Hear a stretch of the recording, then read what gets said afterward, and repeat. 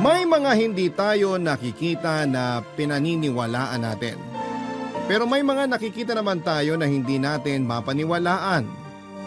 May kakilala tayo na kahit alam natin na nagsisinungaling ay pinaniniwalaan natin at may mga hindi tayo kilala na kahit harapan ang nakikitang totoo ang sinasabi ay pinagdududahan pa din natin.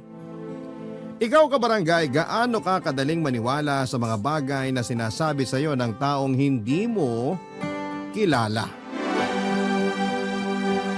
Dear Papa Dudut, ako po si Pedro pero mas kilala ako sa tawag na Lolo Pete. Kaya yon din ang itawag mo sa akin. Ako ay 76 na taong gulang na. Medyo nanginginig na ang kamay ko kaya ang pinasulat ko ay ang aking pamangkin habang kinekwento ko sa kanya ang aking kwento. Sa edad kong ito ay kamakailan lang halos nangyari ang lahat ng ito. Noong mga unang buwan ng taong ito, Papa Dudut. Masasabi ko na masaya ako sa buhay ko dahil napagtapos ko na ang mga anak ko na itinaguyod ko mag-isa nang iwan ako ng dati kong asawa. Hindi ko na lamang ikakwento ang tungkol sa kanya bilang respeto dahil wala na din naman siya dito sa mundo. Sa aking kabataan ay nagsipag ako hindi lang para sa mga anak ko, kundi para na rin sa akin at sa ganitong mga panahon ng takip-silim ng buhay. Kaya naman masasabi ko na kahit mag-isa lamang akong namumuhay ngayon, ay maayos ang aking estado dahil bukod sa pensyon, ay may ipon ako at nagpapadala pa ang mga anak ko ng pera. May mga asawa na ang mga anak ko at nasa ibang bansa na sila at doon na naninirahan, Papa Dudut. Sinabi ko naman sa kanila na hindi nila kailangang magpadala dahil sapat naman ang aking pera. Pero mapipilit sila kaya hindi ko na din kinontra. Baka sabihin nila ay nag-iisip bata na ako. Alam mo yon, matigas ang ulo. Biro lang. Kinukuha naman ako ng mga anak ko dahil nasa iba't ibang bansa silang tatlo. Ay ayokong magdesisyon kung kanino ako sa kanila sasama para patas. Ayoko namang maging parang basketball na pagpapasapasahan nila. At higit sa lahat ay ayoko din na makaabala sa kanila dahil pamilyado na sila. Kaya naman masaya akong naninirahan dito sa atin ng mag-isa. Madalas kong kasama ang aking best friend mula pa noong nasa mataas na paaralan na kami. Magugulat ka dahil ang aking matalik na kaibigan ay hindi lalaki kundi isang babae. Siya si Leticia. Pero mas kilala naman siya bilang Lola Letlet. 74 na taong gulang. Balo na siya ng 30 taon. Hindi sila nagkaanak kaya gaya ko ay mag-isa na lamang din si Letlet at gaya ko ay maganda din ang naging pag-iipon niya. Meron siyang pensyon, yun nga lang ay walang mga anak na nagpapadala sa kanya. Siya po ang kasakasama ko mula pa noon, may pagkakontrabida si Letlet. Pero dahil nasanay na ako kaya hinahayaan ko na lamang siya. Magsisimula ang aking kwento nang minsan nagpunta kami sa isang grocery. Papa Dudut, medyo mahina na ang tuhod ko kaya kinakailangan kong magdala ng wheelchair para kung sakaling mapagod o sumakit ang tuhod ko ay mauupuan ko yon. Sa bawat labas ko ay si Letlet ang kasama ko. At dahil mas malakas siya ay siya na rin ang nagtutulak ng wheelchair ko, Papa Dudut.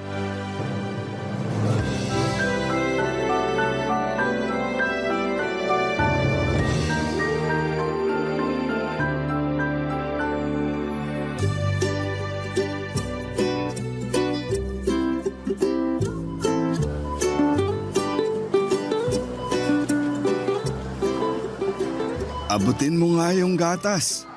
Bakit ako? Ikaw ang nakatayo eh. Ay, alam mo naman na 5 pulgada lang ang taas ko. Paano ko maaabot yan? Kahit tuntungan pa kita sa wheelchair mo, hindi ko pa rin maaabot yan. Bakit kasi yung nasa itaas ang aabutin mo? Ayan sa harap mo, may mga nakalagay naman dyan. Yung turo mo kasi nasa itaas. Sana ito nang tinuro mo. Ayan ka na naman, si Katwiran.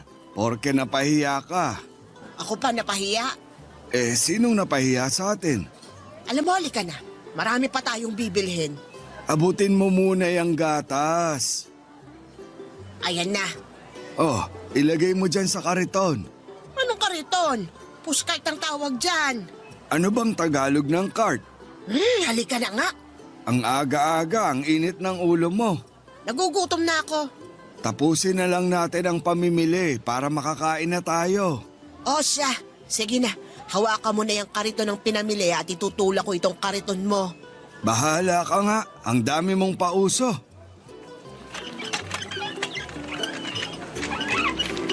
Ay, ano ba? Ay, patawad. Patawad? Ang laki ng lugar tapos babanggain mo ko. Hindi ko kasi napansin eh. Ano ba kasi ang nakasakay ka sa wheelchair tapos may tinutulak ang pushcart? Ano yan, tren-trenan? Hindi, Tsubibo. Ang talas naman ng dila mo. Bakit, nahiwa ka? Hindi, gusto kong hampasin ng sangkalan. Let. Ano? Anong pangalan yan? Let, bakit? Let? Ano ka, elementary? Ano bang pakialam mo sa pangalan ko? Bakit ikaw? Anong pangalan mo? Bakit ko sasabihin? Uy! Takot sabihin, palibasa, mabantot siguro. Let, tama na yan. Hoy, bruha! Hindi mabantot ang pangalan ko. O ano nga? Bakit hindi mo masabi? Fonza. Bakit? Fonza? Ano yon? Babaeng punso? Let, tumigil ka na nga. Magandang araw, Fonza. Ako si Pete. Pete? Ano ka naman, high school? Baka Pet at hindi Pete ang pangalan mo. Tutal mukha ka ng alagain. Pete ang pangalan niya. Bakit ka ba nakikialam? Kung Pete pa lang pangalan niya, dapat ang pangalan mo Feet. Mukha kang paa. Ha! Mas mukha kang kilikili ng taong hindi naligo ng 4 na buwan. Sira ulong matanda to ah. Oy, mukha matanda ka naman. Bakit ikaw ba teenager? Ang init-init. Naka-overall na kurduroy. Anong overall na kurduroy? Hindi ako naka-overall at lalong hindi ako nakakurduroy. Ay, oo nga, sorry ha. Balat mo pala yan. Abat, Ano? Let, tama na. Pasensya ka na, Fonza ha. Gutom lang si Let. mukha nga. Anong ibig mo sabihin?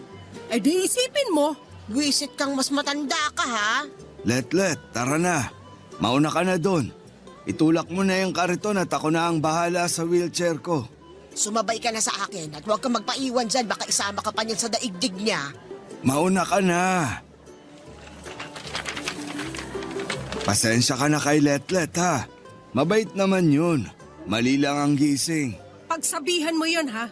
Mabuti pa lumayo na lang kayo sa akin para hindi masira ang araw ko.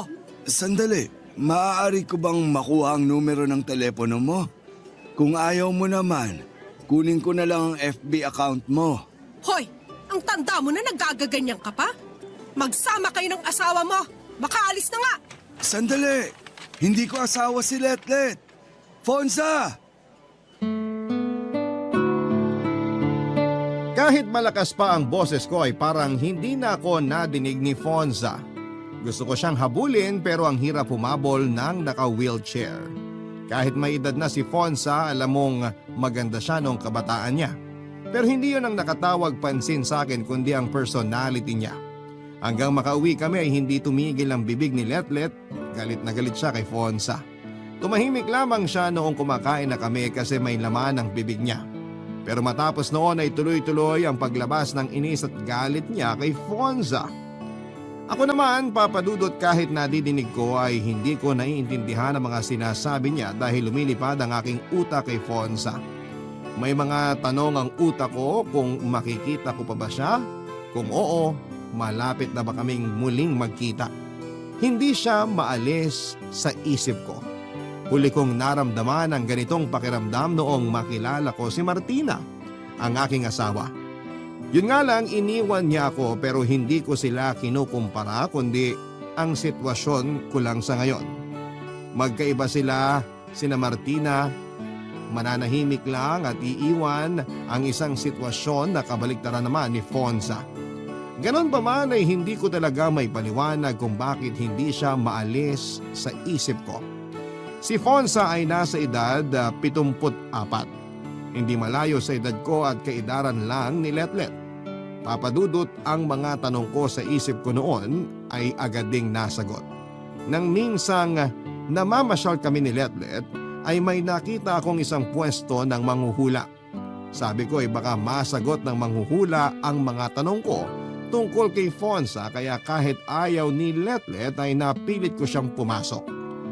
Laking gulat ko nang makita ang manghuhula, Papadudot.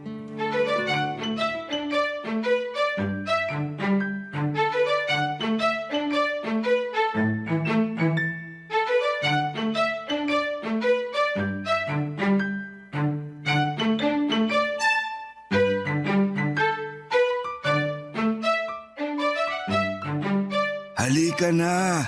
Sandali lang naman tayo. Oh, ayan, walang tao. Sandali lang, lalabas na.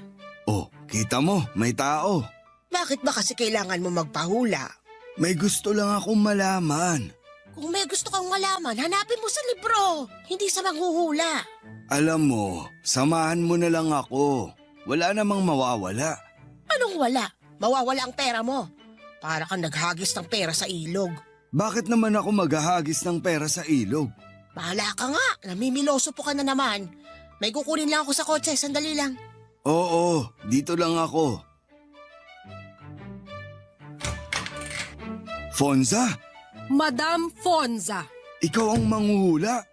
paano mo nahulaan? Manghuhula ka rin? Hindi. Biro lang. Ano bang maipaglilingkod ko sa'yo? Ha? Anong ha? Sabi ko ano bang tanong mo? Nanghuhula ka? Yan lang ba ang tanong mo? Ang sagot ay oo. Nanghuhula ako dahil ako si Madam Fonza, isang manghuhula. Ang liit talaga ng mundo. Pero sana malaki ang tip mo. Ha? Oo naman. Pwes huhulaan na kita. Sige. Tingnan ko ang palad mo. Pete, ano, tapos ka na ba? Ay, nandiyan na pala yung manghuhula. Teka, kilala kita. Ikaw yung bruha sa grocery. Letlet. Paumanhin, hindi kita kilala. At wala akong balak na makilala ka. Nakikita ko na hindi masaya ang kabataan mo. Ano? Bruha ka talaga? Bruha. Yan ang madalas na i-alias noong unang panahon sa mga manghuhula dahil madalas pinapagkamalan silang mangkukulam. Ay, hindi pa ba? Kaya ko rin naman mangkulam. Tinatakot mo ba ako? Nay, kung magpapahula kayo, hintay muna ha kasi may nauna. Anong nay? Mahiya ka nga, mas mukha kang lola sa akin. Tama na nga yan, Letlet. Nagpapahula ako, oh. Bago kita hulaan, kailangan ko munang maitaboy ang mga masamang elemento. Sige. Ale, pwedeng labas muna kayo. Huhulaan ko lang si Sir. Ano? Anong sinasabi mo? Masamang elemento ako? Wala akong sinabing ganyan. Anong wala? Sabi mo kay Pete, kailangan mo munang itaboy ang masamang elemento, tapos pinalalabas mo ako. Para lang naman sa privacy ni Sir. Ay, sinungaling ka. Madam Fonza, hayaan mo na si Letlet dyan. Wala naman akong tinatago dyan. Loyal ka pala sa misis mo. Ay, hindi ko siya misis. Ibig sabihin tama nga ako, nanay mo siya. Mangkukulam ka? Hindi niya ako nanay. Magkaibigan kami. Ah, alalay! Best friend. Letlet, ano ba? Gusto mo ba dyan na dyan ka o hintayin mo na lang ako sa labas? Dito lang ako. Mahirap na, baka kung ano-anong sabihin yan. Sige na, Madam Fonza. Pwede mo nang simulan. Nababasa ko sa palad mo na maaari kang mapahamak. May mga matagal ka ng kakilala na maaaring sirain ka. Sino yan? Hindi nakasulat sa palad mo pero close siya sa'yo. Ay, sira ulo ka pala eh. Ako lang naman ang malapit sa kanya ngayon eh. Ang ibig sabihin ni Madam Fonza, matagal ko nang kakilala. Ako pa rin yun eh. Te, guilty ka ba? Buisit. Ituloy mo na yan para makauwi na kami. Natapos ang araw na yon ng masaya ako, Papadudot. Pero si Letlet naman ang kabaligtaran. Sinabi ko na babalik ako kinabukasan para magpahula ulit. Sabi ni Letlet na huwag daw akong maging tanga dahil niloloko lamang ako ni Fonza. Pinilit ko siyang sumama pabalik pero ayaw na niya kaya sinabi ko na ako na lamang mag-isa ang babalik kay Fonza. Sa kanya sinabi na bahala daw ako sa buhay ko. Pero kinabukasan noong paalis na ako ay darating si Letlet at bihis. Tinanong ko kung saan pupunta at sasamahan daw niya ako. Natawa ako kasi akala ko ay ayaw niyang sumama. Kesyo hindi niya daw matiis na malaman na niloloko ako. Kung nandun daw siya ay makokontra niya ang mga maling gagawin at sasabihin ni Fonza. Nang dumating kami ay sinalubong na naman kami ng matamis ng ngiti ni Fonza. Hindi siya naapektuhan kay Letlet kahit may sinabi itong hindi maganda tungkol sa kanya. Iba si Fonza, kontrolado niya ang emosyon niya. Nakakagulat papadudot at hindi ko pa sinasabi ang pakay ko ay alam na niya. Alam niyang magpapahula ako, syempre kontra na naman si Letlet. Pag tinitignan ko na naman si Letlet ay tumatahimik siya. Kasi habang papunta kami doon ay nakiusap ako na huwag na niyang awayin si Fonza. Sabi ko na pilitin niyang pigilin ang galit niya. Kaya kada titig ko sa kanya ay tumatahimik siya. Hanggang sa hinulaan ako ni Fonza. Sinabi niya na mag-ingat daw ako at baka kung ano ang mangyari sa akin. Hindi na makakontra si Letlet hanggang sa makauwi kami. Siyempre masaya na naman ako at nakita ko si Fonza at kabaligtaran na naman si Letlet. Pagka-uwi ay sinabihan ko si Letlet na huwag munang umalis at baka kung ano nga ang mangyari. Sinabi pa niya na napaka-utu-utu ko daw at naniniwala ako sa pangi-scam ni Fonza. Kaya naman nanahimik na lamang ako kasi hahaba na naman kung mangangatwiran pa ako. Noong pauwi na si Letlet ay bigla akong nakaramdam ng pagsikip ng dibdib. Nahirapan akong huminga papadudot. Mabuti at nandun pa si Letlet at natawag niya ulit. Natawag niya ang aking driver at tinakbo nila ako sa ospital, papadudot. Barangay Love Stories. Barangay Love Stories. Buong magdamag ay nasa ospital ako. Hindi rin naman umalis si Letlet dahil wala namang ibang magbabantay sa akin. Nahihiya ako sa kanya kasi hindi na niya responsibilidad na magbantay pa sa akin sa ospital. Pero ginawa niya. Ayun, noong palabas na kami ng ospital, ang dami na namang nasabi ni Letlet. Kesyo kung ano-ano daw kasi ang kinakain ko. Kesyo wala daw akong pakialam sa kalusugan ko. Kesyo alam ko na daw na mahina ang puso ko kung ano-ano pa ang mga ginagawa ko. Natabunan na naman ako ng sermon pero hindi ko na lamang pinansin. Total ay binabantayan naman niya ako. Nang makauwi ay niyaya ko si Letlet na bumalik kay Fonza sa susunod na araw. Mas malaki pa ata sa higante ang reaksyon ni Letlet. Bakit daw kailangan ko na namang magpaloko? Saka ko pinaalala sa kanya na kundi dahil sa hula ni Madam Fonza ay malamang ay mag-isa lamang ako sa bahay at walang kasama nang mangyari ang pagsikip ng dibdib ko. Noong payapa na si Letlet ay saka ko sinabi na magpapasalamat lamang ako kay Fonza.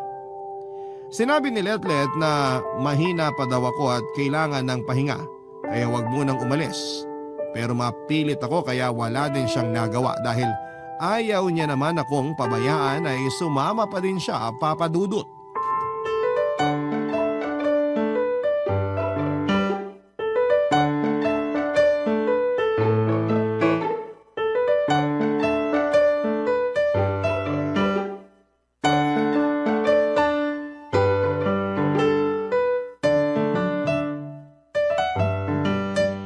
Magandang umaga, Fonza.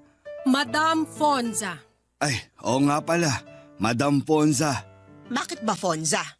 Ano ba yan? Alias mo ba yan? Bakit? Pinakialaman ko ba kung bakit Letlet ang pangalan mo? Dahil Leticia ang buong pangalan ko. Bakit hindi Isyang? Mas bagay sa edad mo. Ang luma mo? Ano to?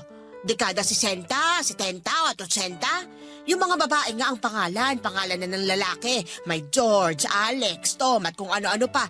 Pero babae sila, ha? Dami mong sinabi. Bakit hindi mo masabi ang totoong pangalan mo? May pinagtataguan ka ba? Wanted ka ba? Yung imahinasyon mo rin, iba, no? Sige, para manahimik ka, ang pangalan ko ay Alfonza. O ano, malayo ba? Alfonza?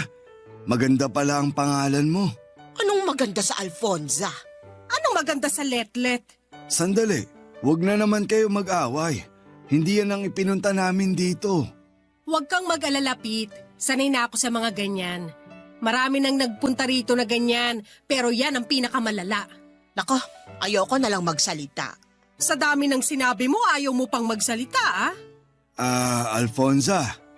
Nasa trabaho ako kaya Madam Fonza ang itawag mo sa akin. Oo nga pala, Madam Fonza. Una, gusto kong magpasalamat kasi nabigyan mo ako ng babala kahapon. Kung hindi dahil sa hula mo, malamang wala na ako. Walang anuman. Bakit ano bang nangyari sa'yo? Bakit hindi mo hulaan? Shh! Let. Mabalik ako, Madam Fonza. Salamat uli. Ang ikalawang ipinunta ko dito, magpapahula uli ako. Magpapahula o magpapaloko? Ano? Anong sinasabi mo? Wala. Sabi ko pakibilisan nang makaalis na kami at gumanda na ang paligid. Huwag mo na lang siyang pansinin. Ano bang hula mo sa akin ngayon? Nakikita ko sa palad mo na hindi maganda ang bukas mo. Ha? Bakit? May nakikita akong sakuna. Sako na. Naku naman, nagpapaniwala ka dyan. Hindi ko na itutuloy. Ituloy mo. Huwag mo na lang pansinin si Letlet. Nasira na yung daloy ng energy. Paanong mangyayari? Hindi ko na masasagot kasi naputol na eh. Anong gagawin ko? Mag-ingat ka na lang. Natural, mag-iingat kami. Ikaw wag ka na mag-ingat. Bakit? Kasi para gumaan ang loob ko sa'yo, sasabihin mo na walang masamang mangyayari sa akin. Hindi, kasi ikaw na mismo ang masamang pangyayari. Ang lakas mo talagang mameste. Ano pa ang gagawin ko? Wala na akong ibang mapapayo kasi naputol na ang energy kaya hindi ko na makita kung anong mangyayari sa'yo. Basta mag-ingat ka na lang. Sige. Oh, ano yan? Bakit ang lungkot mo? Hindi naman totoo ang sinasabi ng matandang yan. Sige, kontrahin mo pa kaya lalong lumalala ang pwedeng mangyari eh. Letlet, tara na nga. Eto ang bayad ko. Dinagdagan ko na yan bilang pasasalamat. Ay salamat, balik ka uli. Hindi na. Salamat naman. O paano Pete, hihintayin kita ha? Oo, babalik ako. Pero paano kung may mangyari sa akin? Eto, hindi ko ginagawa to sa iba. Pero dahil mabait ka, pwede kitang bentahan ng pangontra. Ayon! Kapal din naman. Sige, wag na. Bahala kayo. Hindi, bibili ako. Nirarakit ka na lang ng scammer na yan. Hindi na ako magbebenta ng pangontra. Pero paano ako? Hindi ko na masasagot yan. Ang arte mo naman. Magbenta ka na lang nang makaalis na kami. Hindi na. Babayaran ko kahit magkano. 5,000 eh. 5,000? Ano ba yung pangontra mo? Ililigtas ang buong mundo? Di wag na. Bumili ka na, Pete, para makaalis na tayo. Ibibigay ni Fonza ang isang bato. Siyempre, kinontra na naman ni Letlet na kapareho daw ng panghilod niya sa bahay. Sa totoo lang, Papadudot ay mukhang panghilod naman talaga pero gano'n naman minsan ang mga pangontra. Yung kilala ko nga ay kuko ng baboy ramo ang pangontra niya sa mga negatibo. Inuwi ko sa bahay ang bilog na batong yon. Sinabi ni Madam Fonza na ilagay ko daw sa ilalim ng unan ko pag uwi ko na agad ko namang ginawa. Siyempre muli si Letlet ay hindi naubusan ng sarili niyang pangontra. Kung ano-ano ang mga negatibong sinabi tungkol kay Fonza at sa mahiwagang bato. Noong magdilim na ay sinabi ko kay Letlet na magpapahinga na ako. Sabi niya ay doon din siya magpapabukas. May isang kwarto po pala sa bahay na si Letlet lang ang gumagamit pag nandun siya. Kahit 3 bahay lang ang layo ng bahay niya sa akin ay may sarili siyang kwarto sa bahay ko. Kasi madalas dati sa tuwing magkwekwentuhan kami inaabot ng pagod ay tinatamad ng umuwi si Letlet. Kaya doon na siya natutulog. Kaya sinabi ko na mauuna na akong matulog pero alam ko na matutulog doon si Letlet. Hindi dahil sa pagod na siya, kundi dahil kinakabahan siya sa hula. Ang dami niyang kontra sa hula pero siya naman ang mas naniniwala na baka mangyari ang sinasabi ni Fonza. Kinabukasan ay nagising kami ng walang aberya. Ayon na naman si Letlet kesyo hindi naman daw totoo ang sinabi ni Fonza dahil wala namang nangyari. Kaya ipinaalala ko sa kanya na meron akong pangontra kaya hindi nangyari ang kinakatakutan namin. Hindi pa din nagpatalo at sinabi pa ni Letlet na hindi ang pangontra ang pumigil kundi wala naman talagang mangyayaring masama. Tinanong ko siya na kung wala akong pangontra ay okay lang ba sa kanya na mangyari ang masamang hula. Saka siya tumahimik at niyaya na lamang akong mag-almusal. Nagluto na pala siya. Bumalik ako kay Fonza matapos makakain pero hinintay ko munang makauwi si Letlet para hindi na siya sumama. Sa pagdating ko doon ay sinimulan ko na ang talagang pakay ko sa pagtungo ko doon, Papa Dudut.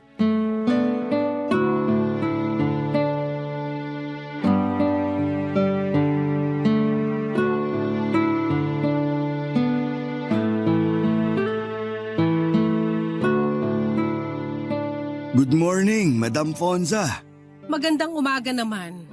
Pero parang pakiramdam ko papangit. Ha? Bakit? Kasi papasok ang kontrabida mong kaibigan. Hindi ko siya kasama.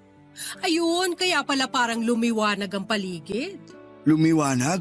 Ay sorry, hindi mo pala nakikita kasi wala kang third eye. Third eye?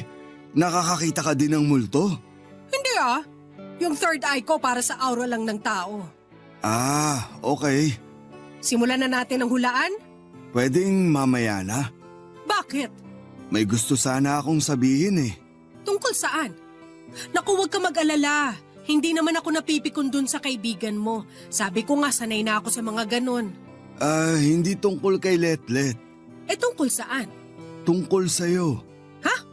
May nagawa ba ako? Meron. Pasensya ka na, totoo naman ang hula ko. Namana ko to sa lola ko. Hindi ko maintindihan. Ano bang nagawa ko? Na-hypnotismo mo ako. Ano? Alam mo, magsimula na tayo. Akin na ang kamay mo. Hindi. Akin na ang kamay mo. Bakit? Ano to, manghuhula ka na rin? Hindi. Basta. Akin na ang kamay mo. Alam mo, parang hindi ko na nagugustuhan yung kinikilos mo, ha? Wala akong gagawing masama. Bakit kailangan mong hingi ng kamay ko? Basta, magtiwala ka lang. Ayan. Ano to? Sing-sing. Alam ko, Singsing. Bakit mo inilagay sa daliri ko? Kasi para sa'yo yan. Bakit? Dederetsoy na kita. Kaya ako laging nandito. Hindi dahil sa hula. Kundi dahil mahal kita. Ano ba yan? Kilabutan ka nga sa edad nating ito. Bakit? Sa pag-ibig, walang bata, walang matanda. Pasensya ka na ha. Wala na sa isip ko ang mga bagay na yan. Ganun ba? Akin na uli ang kamay mo. Ay bakit? Babawiin mo ang singsing? Teka lang, pwede ko namang pag-isipan.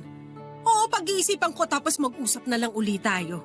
Hindi ko naman kukunin yung singsing. Makikipagkamay sana ako. Pero dahil sinabi mo na may pag-asa ako, ay sige, kaya ko pang maghintay. Sana humaba pa ang paghinga ko. Nakikita ko na medyo hindi na katagalan ng buhay mo. Pero yung kaibigan mo mahaba pa ang buhay nun. Masamang damo eh. Biro lang. Ano doon ang biro lang? Yung malapit na akong mamatay o yung masamang damo si Letlet? Siyempre yun tungkol sa buhay mo. Matagal ka pa sa mundo. Pero totoong ba sa mga ugali ng kaibigan mo? Hayaan mo na lang si Letlet. Pag nagkaayos kayo nun, masarap maging kaibigan yun. Masyadong maalalahanin. May tanong ako. Ano yun? Bakit hindi maging kayo? Imposible yun. Sobrang magkaibigan kami nun eh. Bakit marami ng mga magkaibigan na nagkakatuluyan ah? Ang sinasabi mo ba, tinatanggihan mo na ang pag-ibig ko? Hindi pa naman. Salamat at binigyan mo ko ng pag-asa. Simulan na natin ang hulaan at parang nangingilo ako. Bakit naman? Kasi parang hindi bagay yung mga sinasabi mo para sa edad natin eh. Sabi ko nga, walang bata o matanda sa pag-ibig. Sabi mo eh. Handa na ako. Saan? Sa hula mo. Sige. Eto na ang palad ko. Hindi, barahang gagamitin ko ngayon. Ayaw mo na bang hawakan ng kamay ko? Hindi naman. Mas nararamdaman ko kasing enerhiya sa baraha. Sige. Eto, may nakikita akong hindi maganda. Papa Dudut, hindi ko alam kung bakit parang tumindi ata yung hula sa akin. May makakaaway daw ako na matagal nang kakilala. Sino kaya? Mabibigo daw ako sa isang binabalak na gawin. Ano naman yung balak kong gawin? Siyempre hindi nakaligtas kay Letlet ang pagpunta na ginawa ko kay Fonza. Kaya para na naman akong bata na pinapagalitan ng nanay ko. Ine-enjoy ko na lamang minsan ang mga pagbubunganga sa akin ni Letlet kasi kahit doon ay bumabalik ako sa pagkabata ko.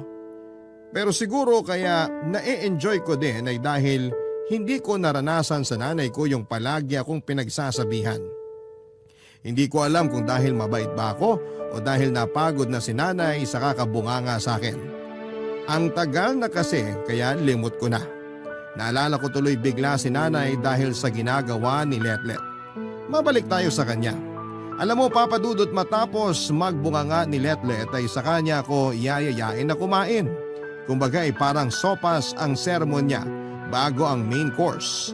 Konsuelo na nga lang po ay masarap siyang magluto kaya hindi ako nawawala ng gana kahit ang kulit-kulit niyang tao. Nagyaya akong magpunta muli sa grocery nang may maramdaman ako, Papa Dudut. Barangay Love Stories. Barangay Love Stories. Papa Dudut, nanikip na naman ng dibdib ko. Pero sa pagkakataon na yon ay mas matindi dahil may sakit na akong nararamdaman. Inaatake na pala ako sa puso ng oras na yon kaya mabuti ay nandun na naman si Letlet para itakbo ako sa ospital. Sabi ng doktor ay mabuti na lang daw at naitakbo kaagad ako at malakas ang katawan ko. Kundi ay hindi ko nakakayanin ang nararamdaman kong sakit sa dibdib ko na yon. Ipagyayabang ko lang Papa Dudut, banidoso kasi ako noong kabataan ko. Mahilig akong mag-exercise at mga masusustansyang pagkain lang ang kinakain ko. Bukod pa doon ay hindi din ako nagsubok o natutong manigarilyo at uminom ng alak kung may okasyon. Ang isang boteng serbesa ay sapat na sa akin noon. Kinakabahan ako sa mga nangyari sa akin pero ang mas apektado ay si Letlet. Papagalitan na naman sana ako pero noong sinabi ko na baka na-stress ako dahil lagi niya akong binubungangaan ay napatigil siya. Nagtanong na lamang kung anong gusto kong kainin kaya sobrang napakahalaga sa akin ng pagkakaibigan namin ni Letlet kasi kahit na nag-aaway kami ay hindi siya lumalayo. Magagalit siya pero hanggang tampo lang. Hindi siya umaabot sa galit yung gaya ng ayaw niya akong makita o makausap. Minsan nga galit yon, hindi talaga ako tinitignan buong araw pero ang nakakatawa ay nakikipag-usap siya na may pagtataray pero sumasagot pag kinakausap mo. Yun nga lang ay hindi talaga siya tumitingin. Ayon kinabukasan ay nanakit ang kanyang lieg dahil sa stiff neck daw. Pero sa sobrang concern ni Letlet sa akin ay minsan ay umaabot na siya sa sobra.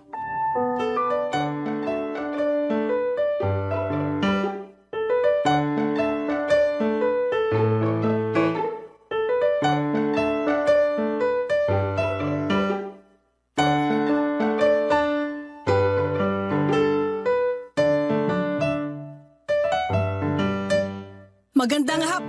Ay, hindi pala. Anong hindi? Tinatanong mo pa. Oy, kung pumapangit ang hapon mo, ako, wasak na wasak ang araw ko pag nakikita kita. Kita mo to. Ang lakas din naman ng tama mo, no? Lugar ko to. Pupunta ka rito, tapos sinong inaasahan mo na nandito, si Barbie Fortesa? Natural ako makikita mo. Nya, nya, nya, nya, nya. Ano ka, 4 na taong gulang? Umayos ka nga. Wala kang pake. Alam mo, ayaw kitang kausap. Nasa nasipit ang tagal namang pumasok. Wala si Pete. Ako lang nagpunta. O kita mo?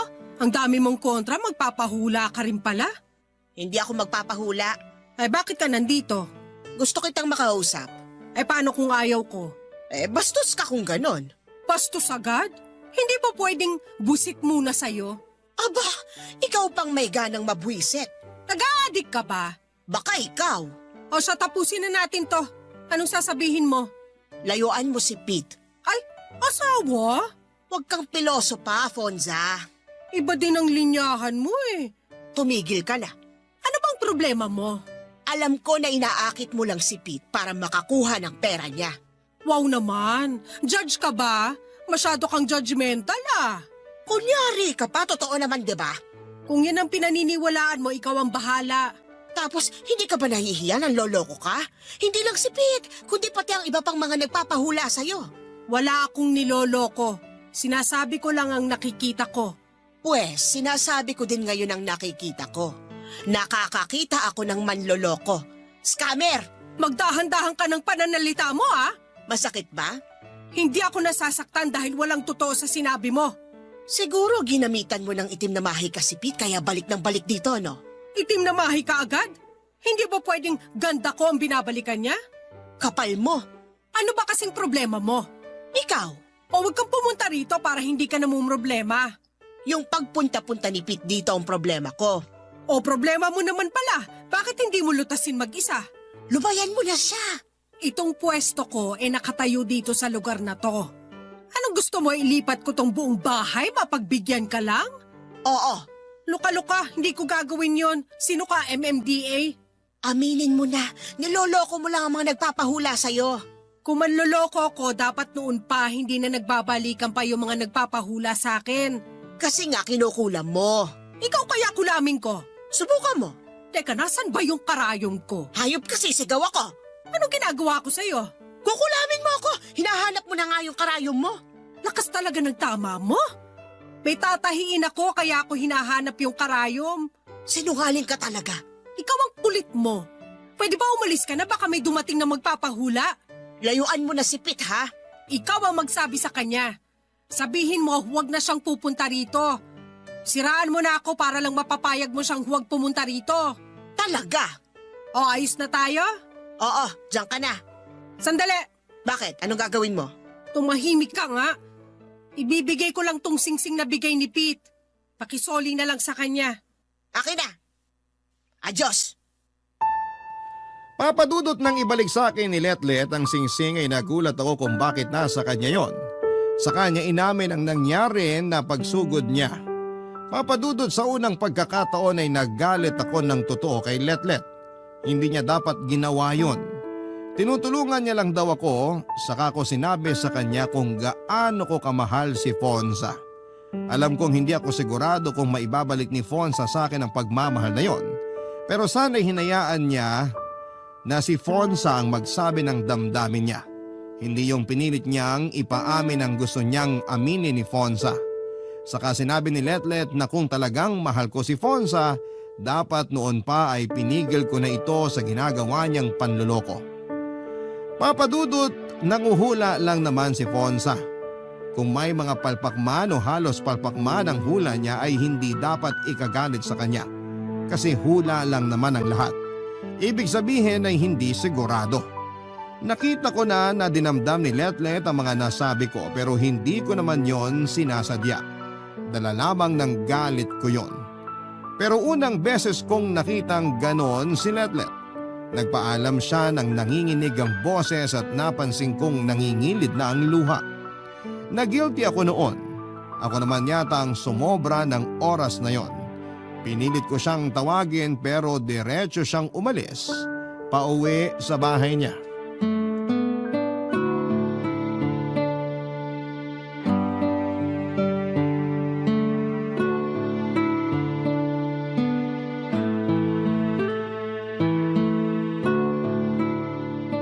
Sorry, sarado na. Fonza, Ay, Pete! Ikaw pala! Anong ginagawa mo rito? Sarado na ako, bukas ka na lang bumalik. kakausapin lang sana kita. Tungkol saan? Sigurado namang alam mo na. Hindi ko mahulaan kasi hapon na sarado na ang kapangyarihan ko. Fonza, hihingi sana ako ng pasensya. Saan naman? Fonza, huwag ka nang magmaang-maangan. Nagpunta si Letlet dito kaninang umaga. Ay nako, kailangan pa bang pag-usapan yan? Humihingi ako ng paumanhin. Ikaw na sana ang bahalang magpasensya sa kanya. Mabait naman yun.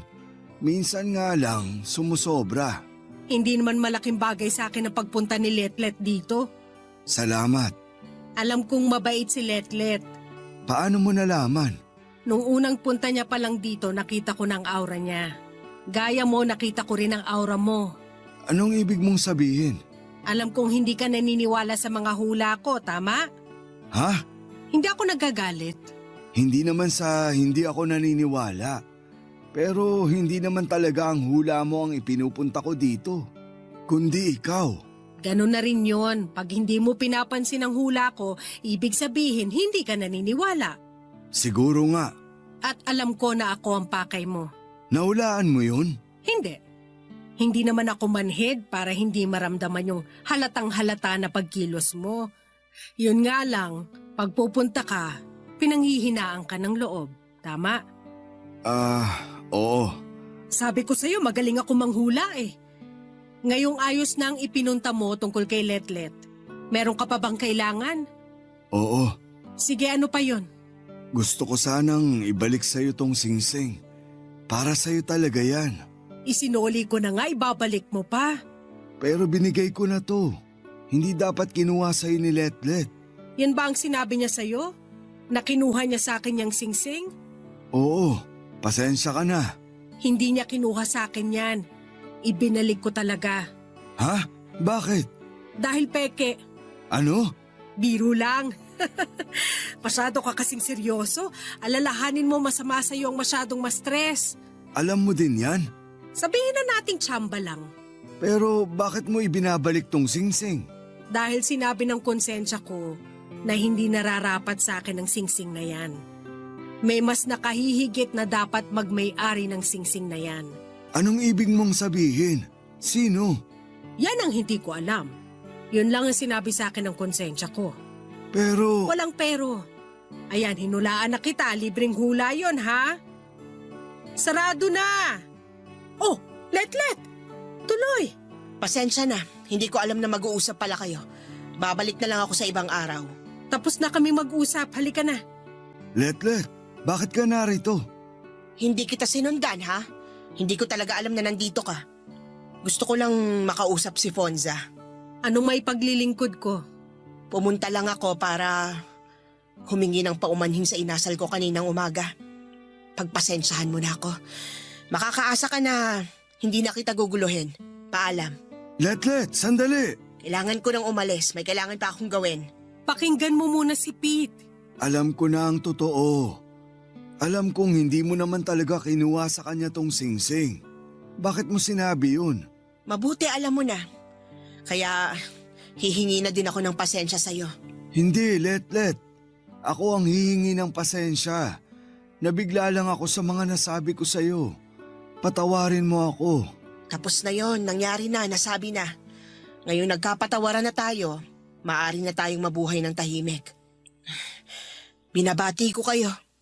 Paalam. Letlet! Papadudot masama talaga ang loob ni Letlet. Kahit napatawad niya ako ay hindi pa din siya naging tulad ng dati. Hindi na siya nagpupunta sa bahay, hindi na siya nagluluto o nagdadala sa bahay ng niluto niya. Doon pumasok lahat sa utak ko ang hula ni Fonza tungkol sa may makakaaway daw ako na matagal ko nang kakilala. Si Letlet pala yon, Papadudot. Walang detalye pero gusto kong maiayos muli ang mga maling nangyari. At tungkol naman sa isang bagay na mabibigo daw ako na binabala kong gawin. Naisip ko din ay yon ay ang balak na panliligaw kay Fonza.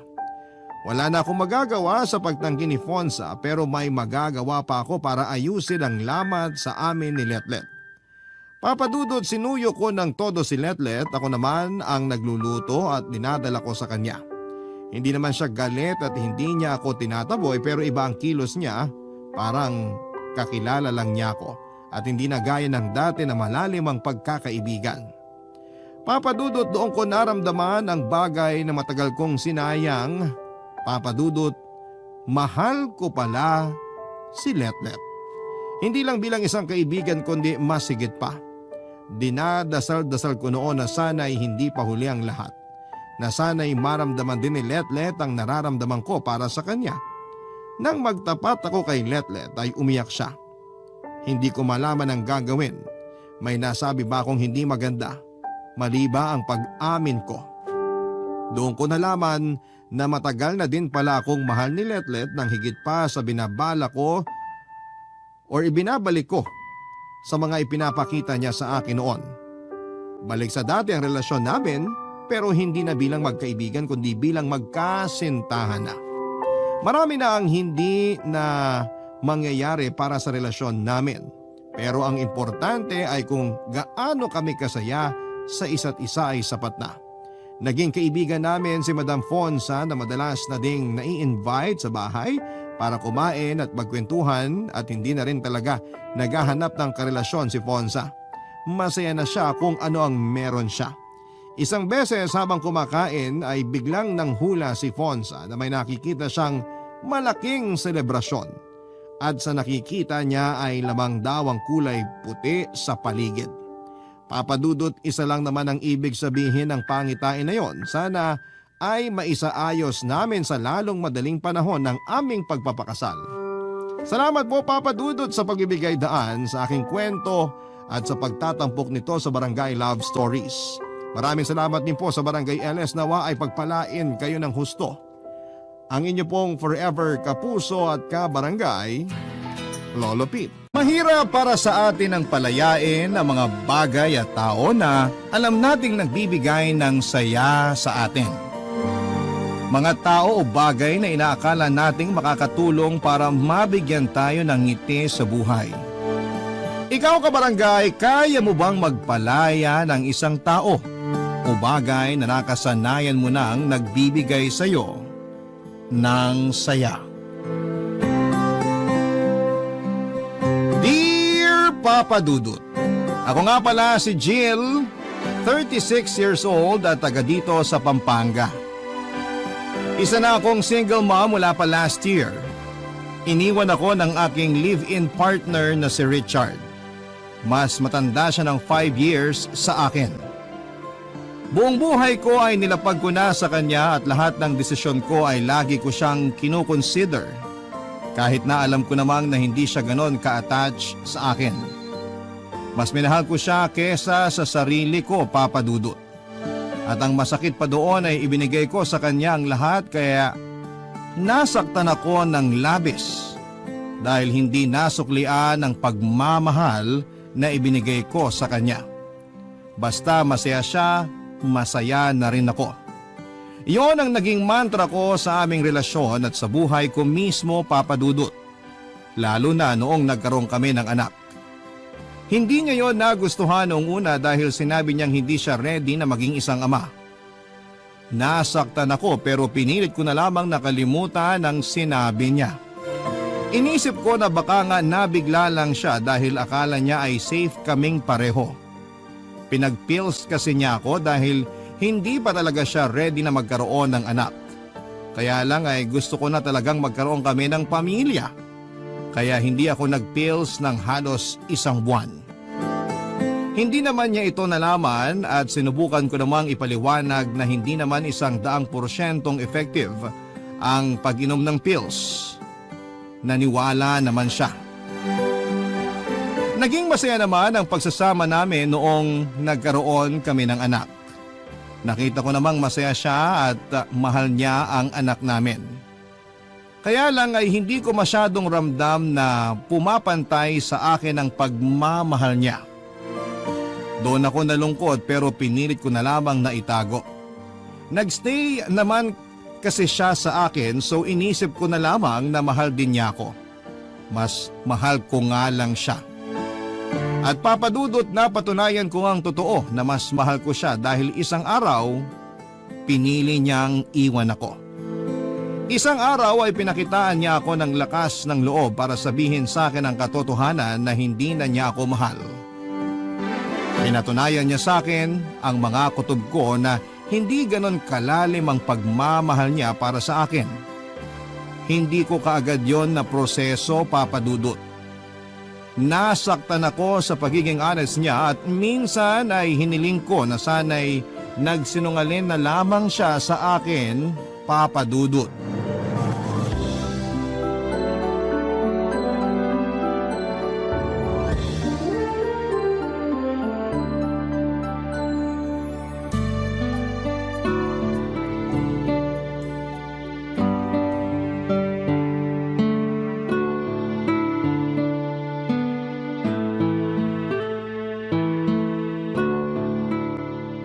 Tulog na ba ang anak natin? Oo, kakatulog lang. Kanina ka pa niya hinihintay. Sorry, may kinailangan lang kasi akong gawin. Hindi mo man lang sinagot yung tawag ko? Nakailang tawag kami ng anak mo kanina kasi gusto ko raw niyang makita at makausap man lang bago matulog. Sorry, Puro sorry na lang. Kailan ka ba babawi sa amin ng anak mo? hindi naman ako nagkulang sa anak natin. Pero sa akin, May kailangan tayong pag-usapan. dapat nga siguro mag-usap na tayo.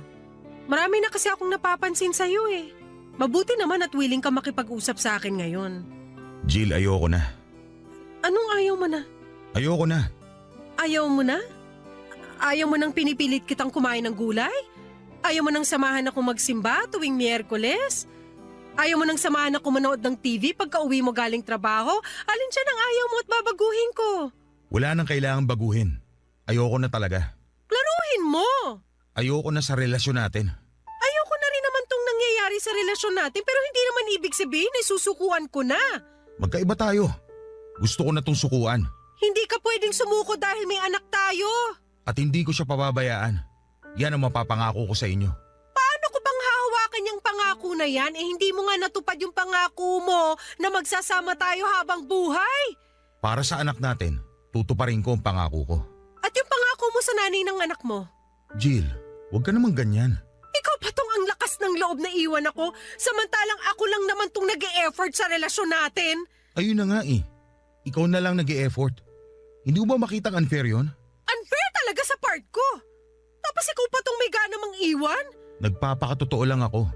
Hindi na kita mahal. Hindi na ako masaya. At sa tingin mo ako masaya? Kaya nga palayain na natin ang isa't isa para maging masaya na tayo. Alam mong kayo ng anak natin ang nagpapasaya sa akin. Huwag mo namang basta bawiin yun. Ang tagal na nating magkarelasyon ni hindi nga ako nagdemand sa'yo ng kasal kasi alam kong ayaw mo.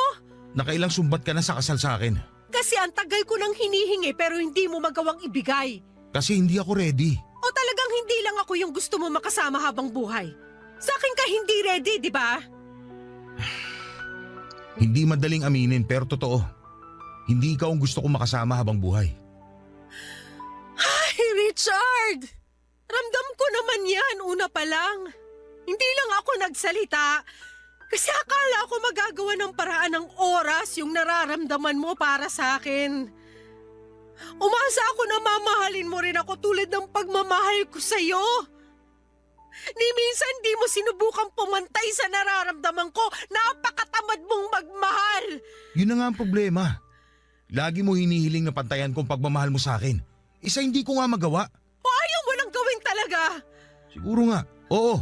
Tatanggapin mo na lang? Wala man lang pagbabago para sa anak mo? Hindi ako nagkulang sa anak natin. Kaya alam kong wala akong dapat gawing pagbabago. Ang makasarili mo! Hindi ba mas makasarili ka kasi ayaw mo akong palayain kahit alam mong ayoko na? Para to sa anak natin! Bakit ba mas ramdam kong ginagawa mo to para sa sarili mo? Hindi ako nakasagot dahil alam kong yon ang katotohanan. Totoo ang sinabi ni Richard na kaya ko siyang gustong magstay ay para sa akin at hindi para sa anak namin. May parte sa puso ko na ginagawa ko ang pagmamakaawa kay Richard para sa anak namin. Pero mas malaking parte noon ay ginagawa ko para sa sarili ko. Buong gabi ay nakiusap ako kay Richard na huwag na akong iwanan. Nilatag ko ang iba pang mga kadahilanan para magstay siya pero lahat ng yon ay tinabla niya. Desperada na ako para hindi siya umalis sa buhay ko, Papa Dudut. Nagwala ako, sinaktan ko siya ng pisikal at nagpaulit-ulit ang pagmamakaawa ko sa kanya. Alam kong napalala noon ang kagustuhan niyang umalis na. Pero hindi ko napigilan ang sarili kong ipakita ang totoong emosyon ko. Ang tagal kong tinago lahat ng sakit tapos sa huli ay iiwanan niya lamang ako. Natapakan ang emosyon ko at lumaban ang katawan ko. Hindi naman inilagan ni Richard ang mga pananakit ko sa kanya at sa mga masasakit na salita ko. Inubos ko talaga ang lahat ng nasa puso ko baka sakaling makatulong sa pag-move on ko. Kung hindi lang nagising ang anak namin, hindi sana ako titigil sa pananakit kay Richard. Kinuha namang pagkakataon yon ni Richard para umalis na. Wala siyang kinuhang mga damit. Pagbalik ko sa sala, hindi ko na siya nadatnan doon at nanlumo ako. Hindi pa ako tapos magmakaawa at hindi pa ako tapos sabihin lahat ng sama ng loob ko sa kanya. Wala tuloy akong nagawa kundi ang umiyak na lamang mag-isa. Hindi nalaman ng anak namin ang nangyari at hindi ko rin alam kung paano noon ipapaliwanag sa anak namin na iniwan na kami ng ama niya. Naiwan ako mag-isa sa pangangalaga ng anak namin, Papa Dudut. Kahit tinupad naman ni Richard ang pangako niyang sustento sa aming mag-ina, ay hindi pa rin yon naging sapat at gusto ko pa rin ang buong pamilya, Papa Dudut. At pinangako ko sa sarili kong hindi ako titigil hanggat hindi ko napababalik sa buhay ko si Richard. Desidido akong bumawi siya sa kahit na anong paraan. Nakayanan kong tiisin ang kakarampot na pagmamahal niya dati. Alam kong makakayanan ko pa rin yon sa mga susunod, Papa Dudut.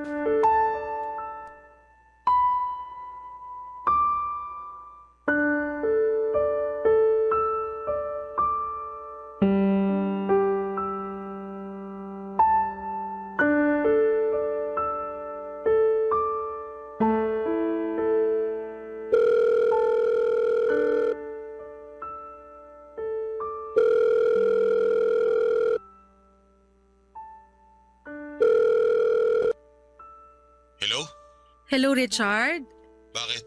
Magtatanong lang sana ako kung kailan ka magpapadala ng sustento sa amin ng anak mo. Di ba alam mo naman na ang regular schedule ang padala ko? Kino-confirm ko lang baka kasi may pagbabago. Wala nagbago. Ganun pa rin. Kung meron man, magsasabi ka agad ako sa'yo. Paborito mo pa rin ba yung ginataang tulingan? Ano? Naisip ko kasing magluto nun eh. Pwede ko namang ihatid sa'yo ngayon. Ako lang naman ang pwedeng kumain nun dito sa bahay. Naisip ko lang i-share sa'yo. Hindi na. May mga natira pa akong ulam dito.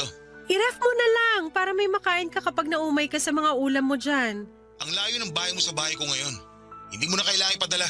Mahal magpa-deliver. Hindi ko naman ipapadeliver sa iba. Ako na mismo ang maghahatid. Jill, hindi na kailangan. Pero paborito mo yung ginataang tulingan, di ba? Dati yon. Akala ko ba walang nagbago? Saan na naman ba papunta ang usapang to, Jill? Baka lang lumamig na ang ulo mo sa akin at naisip mo magkaayos na tayo. Sabi ko na eh. So ano nang sagot mo? Kailan mo gustong pag-usapan tungkol sa pagbabalikan natin? Nakailang buwan na rin naman na tayong hiwalay. Baka nakapag-isip ka na ng tama. Jill, wala na akong balak makipag-usap pa tungkol sa relasyon natin. Wala na tayong ibang dapat pag-usapan kundi ang anak natin. Ito na yung tama para sa sitwasyon natin.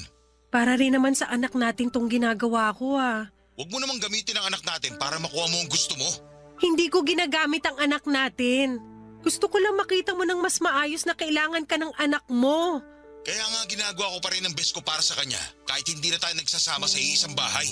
Pero hindi ba't mas magiging maganda para sa kanya na kasama ka namin sa iisang bubong? Hindi mo ba naisip yun? Hindi na tayo pwede magsama. May babalik ko rin ang pagmamahal mo para sa akin. Magbabago ko para sa'yo. Lahat ng ayaw mo sa akin tatanggalin ko.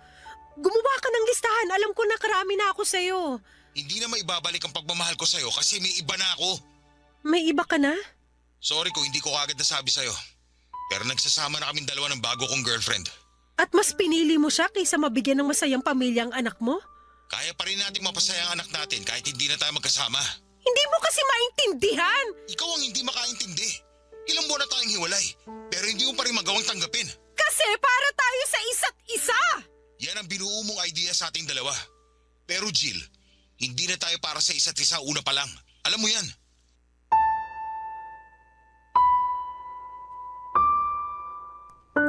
Lagi na lamang kay Richard ang huling salita, Papa Dudut. Hindi na naman ako nanalo dahil alam kong tama naman siya. Alam kong hindi kami para sa isa't isa pero pinipilit ko dahil siya na yung buhay ko. Mali nga na gawing mong mundo ang isang tao pero sa ganitong paraan ako naging masaya. Kaya nung umalis si Richard ay nawala na ako ng dahilan para magpatuloy pa. Kahit mismong anak namin ay hindi na ibigay ang saya na dulot sa akin ni Richard. Nakaka-guilty ang ganong pakiramdam pero totoo akong tao at alam kong ito ang totoong nararamdaman ko. Papadudot, after kong nalaman na may iba na ang karelasyon si Richard ay nadurog ako. Hindi ko naalaga ang maayos ang anak ko at kinailangan ko muna siyang ipaalaga sa magulang ko para maproseso ko ang nangyari sa amin ni Richard. Nagkulong lamang ako sa bahay at iniyak ko ang lahat ng sama ng loob ko. Panay ang tingin ko noon sa pictures namin ni Richard dahil sobrang nami-miss ko na siya. Binalikan ko ang lahat ng conversation namin noong nagsisimula pa lamang ang relasyon namin. Alam kong sinasaktan ko lamang ang sarili ko sa ginagawa ko. Pero hindi ko mapigilang sariwain noon ang nakaraan namin. Naging masaya naman kami dati kahit na nakukulangan ako sa pagmamahal niya sa akin. Kung nakontento na lamang sana ako dati at hindi na lang laging nagrereklamo sa kanya, sa sama ng loob ko dahil hindi ko masyadong maramdaman ang pagmamahal niya, sana'y hindi kami nagkahiwalay. Sana'y natuto akong tanggapin na lamang kung ano lang ang kaya ni Richard kung yun lamang ang paraan para magstay siya sa buhay ko. Pinagod ko rin ang sarili ko sa kakaisip ng paraan para makuha ko siya pabalik sa buhay ko, papadudot. Hanggang sa bigla ko naalala ang tiyahing kong nasa probinsya. Napangiti ako dahil nakaisip na ako ng magandang plano at kailangan ko ang tiyahin ko para may sakatuparan yon. Papadudot, alam ko na ang gagawin ko at sigurado na ako noon na makukuha ko pabalik si Richard. Dahil doon ay napatigil na ako sa pag-iyak. Dahil doon ay gumaan na ang pakiramdam ko dahil mababawi ko na kung sino ang para sa akin, papadudot. Barangay Love Stories. Barangay Love Stories. Papadudot, hindi ko muna kinuha ang anak ko sa mga magulang ko dahil kinailangan kong umuwi ng probinsya para puntahan ang tiyaming ko na noon ay 60 years old na. Matandang dalaga at nakatira malayo sa mga kamag-anak namin. Naging close kami ni Tiyaming noong bata pa lamang ako. Pinsan siya ng nanay ko at siya ang pinaka-paborito kong kamag-anak sa lahat dahil kaya niya akong intindihin. Ako lang din ang nakakaunawa sa kanya dahil tingin ko sa kanya ay mabuting tao. Samantalang ang tingin sa kanya ng iba naming kamag-anak ay weirdo at may sapak sa utak. Hindi ko nakita yon sa kanya. Nakita kong matalino siya at mayaman ang espiritualidad niya. Kaya mas lalo akong napalapit sa kanya dahil gusto kong malaman ang mga bagay na hindi pa alam ng karamihan. Kaya lang ay kinailangan niyang umalis sa barangay namin dahil hinuhusgahan na siya ng mga kakilala namin base sa ginagawa niyang kabuhayan. May sabi-sabi kasi sa barangay namin na isang mangkukulam ang tiyaming ko. Kahit mga kamag-anak ko mismo ay pinapaniwalaan yon. Bata pa lamang ako noon pero alam kong may katotohanan ng sinasabi nila. Tuwing may nakakaaway si Tiyaming sa lugar namin ay inaasahan ng lahat na may mangyayaring hindi maganda sa tao na yon at walang naging palya yon, papadudot. Sa kwarto ni Tiyaming minsan na akong nakapasok. Wala ni isa sa mga kamag-anak ko ang nagtangkang pumasok doon maliban sa akin. Hindi ko na inulit dahil natakot ako sa mga nakasabit sa kanyang dingding lalo na ang itim na kandila at iba't ibang larawan ng mga taong kakilala at hindi ko kakilala. Hindi ko naman yon pinaalam sa kanya o sa kahit na sino dahil gusto kong protektahan ang tiyahin ko dahil naging maayos naman siya sa akin. Kaya ang laking lungkot ko noong napilitan siyang lumayo para hindi na rin madamay kaming pamilya niya. Tumira siya sa isang liblib na lugar kung saan ay hindi ganong kadaling makapunta pero nagawa ko. Dahil gusto ko nang magkabalikan kami ni Richard at alam kong si Tiyaming lang ang tunay na makakatulong sa akin. Siya ang magiging tulay ko para magawa ko yon. Ang tagal na rin noong huli ko siyang nakita at nanibago siya sa akin nang muli kaming magkita, Papa Dudut.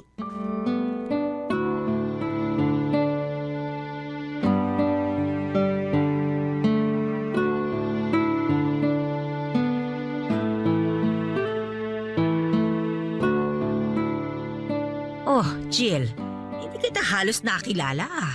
Marami talaga nagagawa ang oras sa tao, Chaming. Sa akin ba anong nagawa ng oras sa itsura ko, ha? Parang umatras ang oras sa inyo.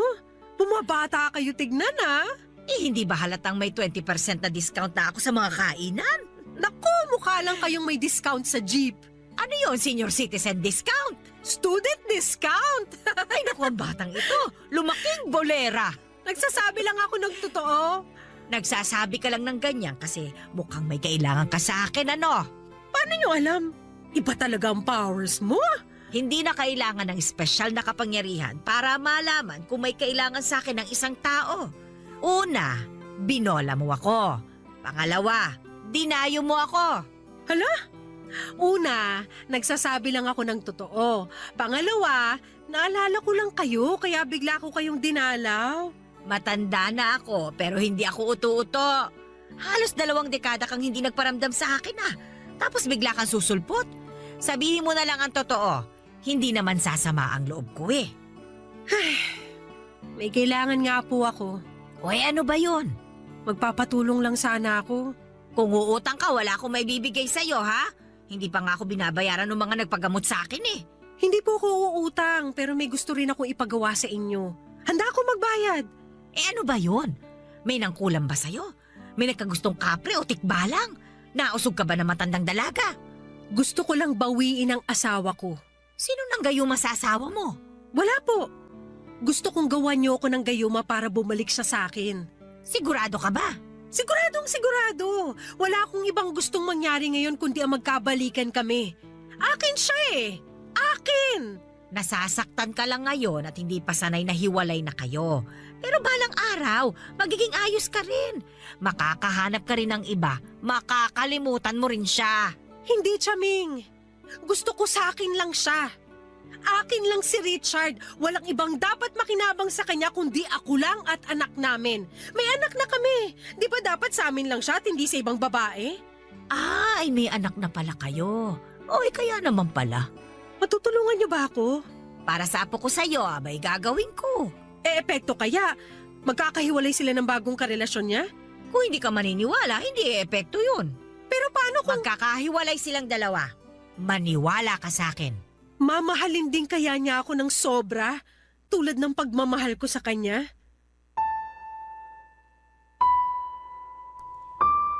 Hindi nakapagsalita si Chaming sa huling tanong ko, Papa Dudut, kahit siya ay hindi naging sigurado sa pwedeng mangyari. Nasabi niya sa akin na kaya niyang paghiwalayin sina Richard at ang bagong karelasyon nito pero hindi niya may pangakong magiging kapantay ng pagmamahal ko ang pagmamahal ni Richard sa akin. Tinanggap ko na lamang yon kasi ang habol ko lang din naman ay ang magkabalikan kami. Ayoko talagang mabuhay ng mag-isa nang hindi kasama si Richard, kaya ako yun nagawa, Papa Dudut. Hinanda lahat ni Chaming ang kailangan niya sa orasyon na gagawin niya. Kinuha niya rin ang ibang impormasyon tungkol kay Richard at sa bago nitong girlfriend. Mabuti na lang at nag-stalk ko ang bagong girlfriend ni Richard kaya ako nalaman ang lahat tungkol sa kanya. May kasikatan din kasi ang babaeng yon sa social media. Kaya madali ko lang nahagilap ang mga impormasyon tungkol sa kanya. Matapos noon ay sinimulan na nga ni Chaming ang orasyon. Ginamitan niya yon ng itim na kandila at ibang spices. Hindi na ako nagtanong kung ano ang mga yon. Pinagmasdan ko na lamang at dinasal na sana ay magkaroon ng katuparan ang orasyon na yon, Papa Dudut. Umuwi na rin ako after noon at binilinan ako ni Chaming na huwag masyadong isipin ang ginawa naming orasyon para magkaroon nyo ng katuparan.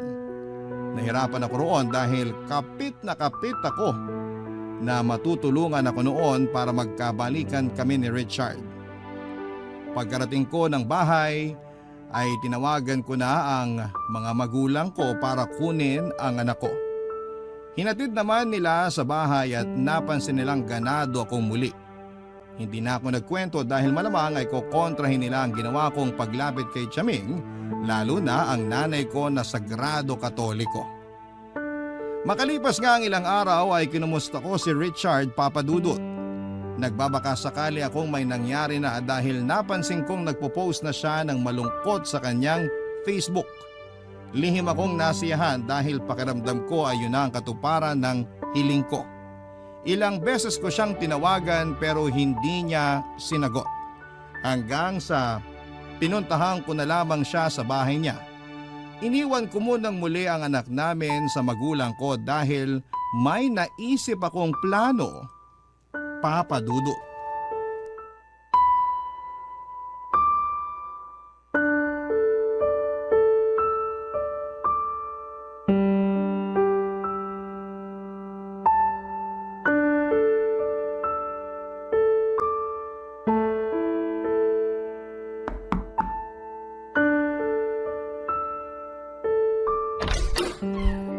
Oh, Jill, anong ginagawa mo rito? Kanina pa ako tumatawag sa'yo, hindi mo man lang sinagot. Pwede mo naman kasi i-text na lang kung ano man yung kailangan mo. Magre-reply naman kagad ako pag di na ako busy. Alam mo namang hirap ako mag-text, di ba? Ano ba kasi yun? Hinahanap ka kasi ng anak natin. Namimiss ka, gusto ko raw makita. Tatawag ako mamaya sa kanya. Wag muna ngayon, please. Bakit? Ano ba nangyayari sa'yo? Wala. Napansin ko panay ang post mo ng malulungkot sa Facebook ah. Wala yun. May problema kayo ng girlfriend mo? Hindi ko alam. Ah, may problema nga kayo. Okay lang ba kung umalis ka na muna? Kailangan ko lang mapag-isa. Dapat nga may kasama ka ngayon para mabigyan ka ng tamang advice. Lalabas naman kami ni Arthur mamaya para mag-inuman. Ayos na ako ron. Iba pa rin kapag may kausap ka ngayon lalo't babae ako. Alam ko ang takbo ng utak ng mga babae. Bakit? Hindi ka ba busy? Andito ba ako ngayon kung busy ako? Eh yung anak natin, nasan? Nasa magulang ko. Pinabantayan ko muna kasi medyo nag-aalala rin ako sa'yo eh. Liga, pasok ka. Salamat. Upo na rin ako ah. Pili ka lang ng gusto mong maupuan dyan. Kukuha lang ako ng kape. Ay, okay na. Mag-usap na lang tayo ngayon. Maupo ka na rin. Halika, tabihan mo ako. Paano ba to? Anong paano ba to? Paano mo ako matutulungan sa girlfriend ko? Nagtalo na lang kami bigla dahil sa sinaing. Inaway niya ako. Inaway ko rin siya. Dahil lang sa sinaing? Alam ko ang babaw. Pero hindi ko maintindihan yung sarili ko kung bakit ako sumabog ng ganun. Asan siya ngayon? Umuwi muna siya sa magulang niya. Hiwalay na kayo? Nakipag-cool off siya sa akin. Pero makikipagayos ako. Alam mo kung ako sa'yo, wag na. Yan ang ibibigay mong advice sa akin? Kasi naman kung sa maliit na bagay lang ganyan na kayo magtalo. Paano pa kaya kapag malalaking pagsubok na? Tama ka naman. Kaya lang. Gusto mo ba dalhin ko muna rito ang anak natin para malibang ka? Pwede naman. Kaya lang, lalabas kami ni Arthur mamaya eh. Pwede namang dito lang din ako para pag umalis ka, may magbabantay sa anak natin. Tapos uuwi na lang kami kinabukasan. Ayos lang ba? Parang hindi magandang idea yan. Ay nako, naka-move on na ako sa'yo, no? Walang halong mali siya tong pagstay ko rito kung yan ang iniisip mo. Gusto ko lang makatulong. Tsaka pag malungkot ka, maapektuhan yung pakikitungo mo sa anak natin. Bilang nanay, ayoko namang mangyari yun. So ginagawa mo lang to para sa anak natin? Oo naman. Sabi ko nga sa'yo, naka-move on na ako sa'yo.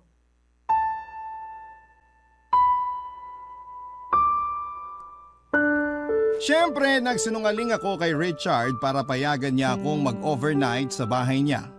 Kailangan ko rin kasing makibalita at natuwa talaga ako sa nangyari. Kinuha ko ang anak namin at saka dinala sa bahay ni Richard. Natuwa kong makita silang masayang magkasamang mag-ama. Parang nabuo ulit kaming pamilya. Hindi na rin natuloy na umalis si Richard kasama ang kaibigan niyang si Arthur. Nag-decide na lamang siya na manood kaming pamilya ng pelikula sa bagong TV niya. Hindi ko may paliwanag ang sayang nararamdaman ko ng mga oras na yon at naging magaan din ang pakikitungo sa akin ni Richard. Kaya naman alam kong nag-work talaga ang orasyon na pinagawa ko kay Chaming. Hindi rin niya hinawakan ang cellphone niya buong magdamag na kasama niya kami. Kaya alam kong hindi sila nagkausap na dalawa ng girlfriend niya.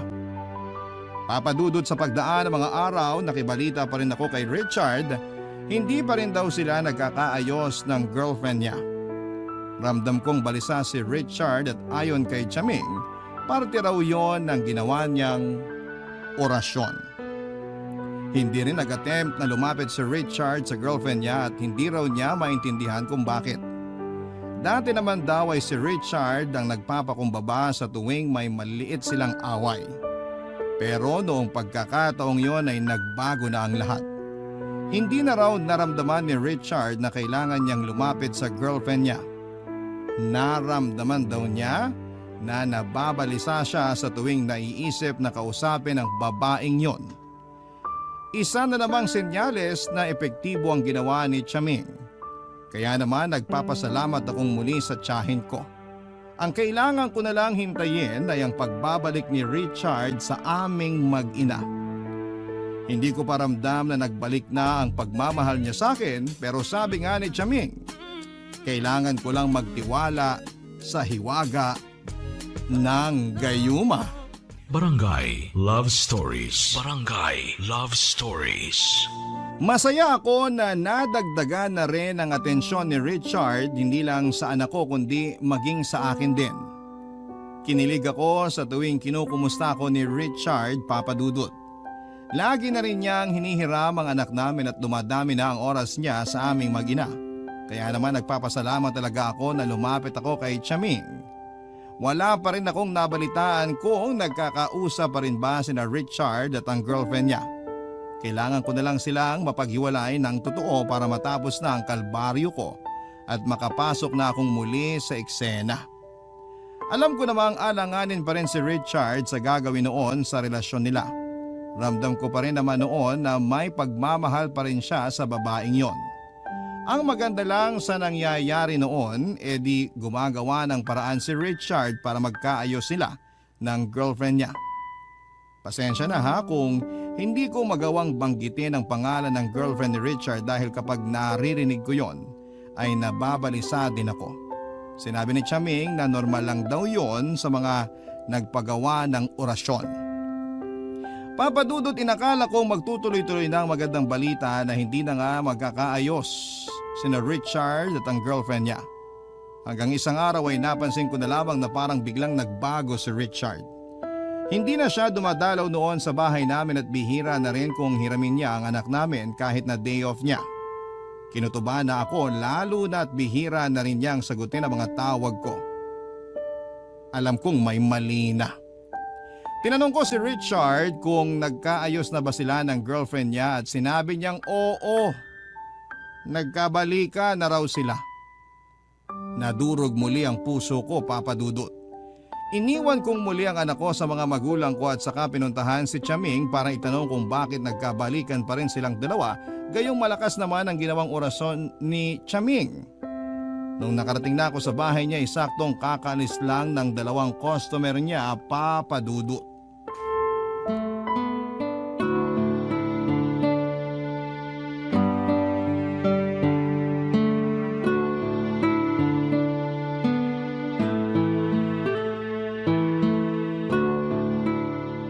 Customer mo ba yung mga umalis, Chaming? Ay, oo. Yung isa nagpagawa ng orasyon para lumakas ang negosyo niya. Yung isa naman nagpahula. Nanguhula ka na rin pala? Ay, hindi pa ganun kapulido. Kaya nga ang hingi ko lang, madalas donasyon lang. Papahula pa naman sana ako. Ay, saka na kapag magaling na ako talaga. Tsaka nanghihina pa ako ngayon eh. Hala, ayos lang po ba kayo?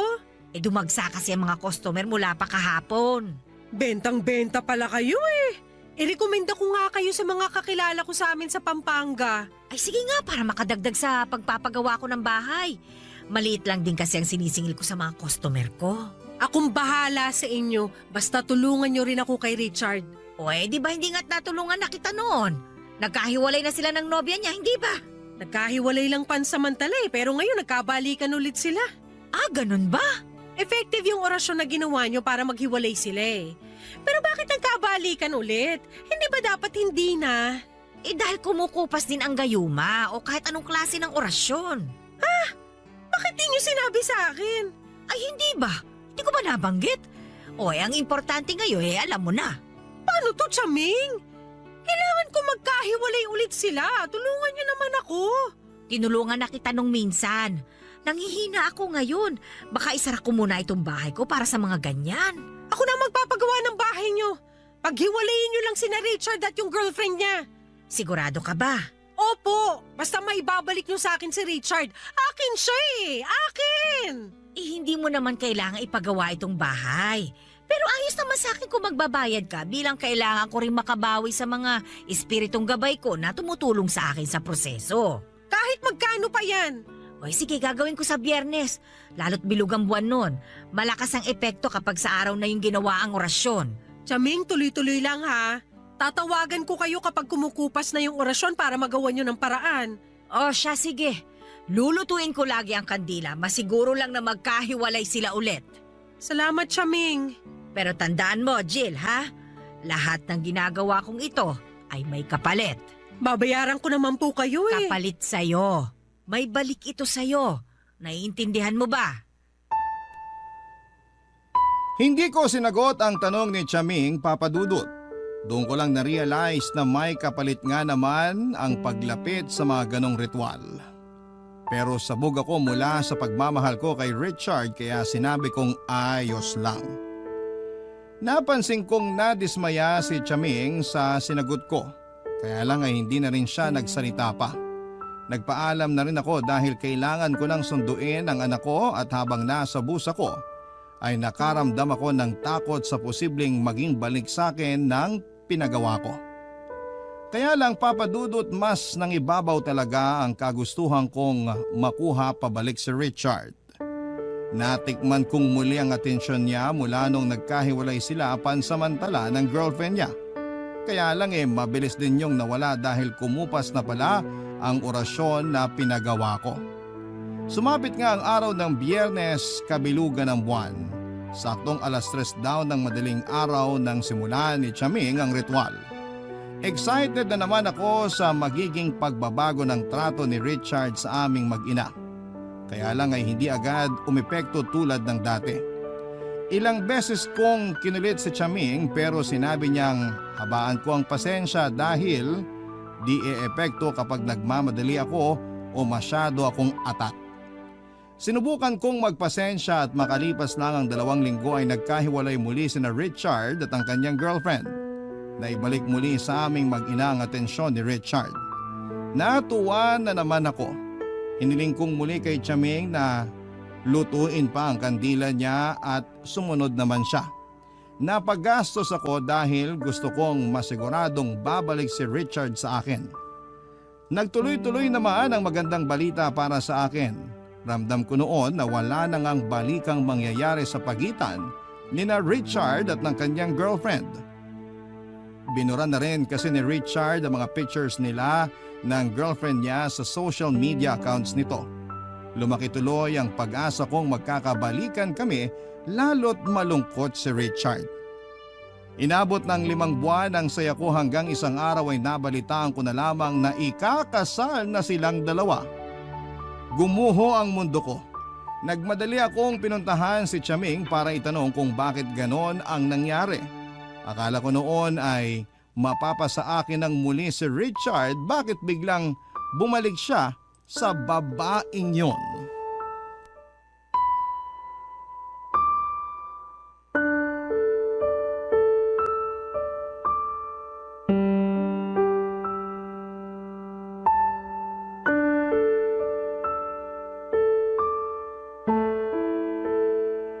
Chaming! Ikakasal na si Richard at ang girlfriend niya. Ay, ganun talaga. Paano ganun talaga? Kung hindi ukol, abay hindi bubukol. Pero di ba ginamitan mo naman ng malalakas na orasyon? Ano nangyari? Ginamitan ko nga. Nakita mo naman ang epekto ng mga nakaraang buwan, hindi ba? Oo, nagkagulo sila, nag-away, nagkahiwalay. Di ibig sabihin, umepekto nga. Pero bakit ngayon hindi na? Ba't nagkabalikan sila? Gusto mo ba magsindi ulit ako ng kandila? Niloloko na ata ako ng mga kandila mo eh. Paano bang niloko ka? Nakita mo nga nagkahiwalay sila, hindi ba? Pero nagkabalikan din sila. Hindi ganito ang plano. Dapat forever sila magkakahiwalay. Ganun nga talaga. Yan na lang ba isasagot niyo sa akin ngayon? Malamang. Matapos lahat ng binayad ko sa inyo? Halos napunta na sa inyo lahat ng ipon ko para sa kinabukasan ng anak ko eh. Jill, nagpagawa ka sa akin ng ritual, hindi ba? Malamang kailangan mong magbayad. At saka ang sabi mo sa akin, babayaran mo ko. Ikaw ang nagpresenta. Pero sana, tulad ng ibang customer, maibigay man lang sana ang serbisyo na kailangan ko. Naibigay ko naman sa iyo ang kailangan mo. Napaghiwalay natin sina Richard at yung girlfriend niya. Uulitin ko lang. Nagkabalikan silang dalawa at ngayon ikakasal na. Ginawa ko na ang lahat, Jill. Pagpasensyahan mo na kung ano lang ang inabot ng makakaya ko. Gawin niya ulit ang paraan. Kausapin mo kung sino man yung nasa kabilang mundo na tumutulong sa inyo. Basta gawan niyo ng paraan. Ganyan na ba ang nagagawa ng pagmamahal mo para kay Richard? Ito ang nagagawa sa akin kapag hindi ko nakukuha ang serbisyong binayaran ko. Yan ang nagagawa ng mga taong hindi kayang pakawalan ng isang bagay na alam naman nilang tapos na. Hindi mo alam ang nararamdaman ko kaya ang dali para sa'yo na sabihin yan. Madali para sa akin na sabihin ito sa'yo dahil bata ka pa lang, ganyan na ang ugali mo. Naalala mo yung manika mong hindi mo naman na pinaglalaroan pero ipinagdadamot mo sa pinsan mong ipahiram. Ang dami mong bagong laruan pero ayaw mong bitawan yung luma para ibigay sa iba kahit alam mo namang hindi mo na naman kailangan. Ganyan ka talaga, Jill. Kinukulong mo sa mga palad mo yung mga tao o bagay na dapat matagal mo nang pinakawalan. Matagal na tayong hindi nagkasama kaya wala kang alam sa mga pagbabago ko ngayon. Nagbago ka ba talaga? O tulad ka pa rin ng batang Jill na sakim at puro sarili lang ang iniisip? Kung hindi ka na makasarili, asa ng anak mo ngayon? Bakit imbis na inaalagaan mo siya ngayon, nandito ka't nagagalit sa akin dahil hindi mo makuha ang isang bagay na hindi naman talaga para sa'yo? Sino ka ba para sabihin na hindi para sa akin si Richard? Hindi siya para sa'yo, Jill. Sa iba't ibang buhay, hindi siya nanatili sa'yo. Hindi siya para sa'yo. So pinirahan niyo lang ako? Alam niyo namang hindi pala siya para sa akin pero kuha ka ng pera sa akin para paasahin ako mapaghihiwalay mo yung dalawa? Napaghiwalay naman natin sila, hindi ba? Ilang beses pa nga. Pero tulad nga ng sinabi ko sa'yo, kung hindi nakatadhana para sa'yo, hindi talaga mapupunta sa'yo. Kahit pa ilang kandila ang sindihan natin, lutuin natin, hindi nun makakayanan ng itinakda. Tinakda kayong magkahiwalay. Itinakda si Richard para sa iba. Sana iyon ay maging klaro sa'yo. Hindi talaga siya para sa'yo. Para akong paulit-ulit na sinampal sa mga sinabi ni Chaming, Papa Dudut. Hindi ko matanggap na may katotohanan lahat ng sinabi niya. Ilang beses nang pinatunayan sa akin ng tadhana na hindi kami ang itinakda para sa isa't isa, pero patuloy ko yung nilabanan. Totoo ang sinabi ni Chaming. Hindi ko magagawang pakawalan yung mga bagay na alam kong tapos na. Hindi ako natuto. Hindi ako pumayag na basta-basta na lamang mawala lahat ng bagay na gusto kong hawak ko lamang. Gaya na lamang ni Richard, Papa Dudut. Iniyak ko lang ang nararamdaman kong pait at sinubukan kong tanggapin pero hindi ko kaya. Nilabas ni Chaming ang barahan niya at saka walang pasabing binasahan ako ng kapalaran. Doon niya ipinakitang hindi talaga kami ni Richard ang nakatakda. Nakita na raw yon ni Chaming. Sina Richard at ang kanyang girlfriend ang nakatakdang magsama habang buhay. Parang dinagana ng dibdib ko sa mga sinabi ni Chaming, Papa Dudut. Hindi madaling tanggapin ang katotohanan. Pero noong hinawakan niya ang kamay ko at sinabing merong bagong darating, at yun na nga ang para sa akin. Ramdam ko ang sincerity sa mga mata ni Chaming at sinabi niyang paparating na ang para sa akin. Kung magagawa ko lang bitawan ang hindi na para sa akin. Papa Dudut, hindi na ako umulit pa na magpagawa ng orasyon kay Chaming. Tinanggap ko na lamang ang katotohanan, hindi para sa akin, kundi para sa anak ko. Minessage ko si Richard at sinabi kong kailangan ko munang malayo sa kanya para makapag-move on. Inamin kong may pagmamahal pa rin ako sa kanya at hindi madali na malamang ikakasal na siya sa iba. Kailangan ko lang ayusin ang sarili ko at intindihin ang anak ko. Naintindihan naman niya at humingi siya ng tawad sa lahat ng mga naging pagkukulang niya. Inayos namin ang para sa schedule ng anak namin at sinabi ko sa kanya na sa magulang ko na lang lumapit kung may kailangan siya sa anak namin. Hindi ko muna siya kayang makita o makausap man lang dahil baka kung ano pa ang magawa ko. Ikakasal na sila ngayong taon, Papa Dudut, at hindi pa rin ako makamove on sa kanya. Pero kinaya ko na ngayon. Bit-bit ko na lamang ang pag-asa na balang araw ay may darating din na para sa akin, na kapag hindi ko pa binitawan si Richard, itatago siya ng dakilang lumikha sa akin. Kaya ako bumitaw dahil alam kong may darating at yon ang mananatili para sa akin. Hanggang dito na lamang po ang aking liham, Papa Dudut. Maraming salamat po sa pangunawa at pagbabahagi ng aking kwento sa inyong mga masusugid na tagapakinig sa Barangay LS 97.1 Forever. Muli, maraming salamat po. Ang inyong forever at kapusong kabarangay, Jill.